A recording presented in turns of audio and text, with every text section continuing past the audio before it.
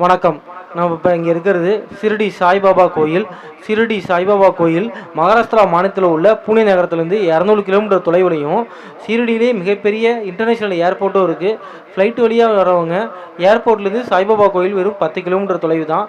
ஃப்ளைட்லேயும் நீங்கள் வந்து ஷிரடி சாய்பாபா கோயிலை தரிசிக்கலாம். இப்போ ஷிரடி போகிறோம். நம்ம ஷிரடியில் என்னென்ன இடங்களை பார்க்கணும் அப்படிங்கிறத முக்கியமான இடங்களை நான் இப்போ சொல்கிறோம். இதை மறக்காமல் நீங்கள் குறித்து வச்சுக்கிங்க. ஷிரடி போனீங்கன்னா இந்த அனைத்து இடத்தையும் நீங்கள் பார்க்கலாம்.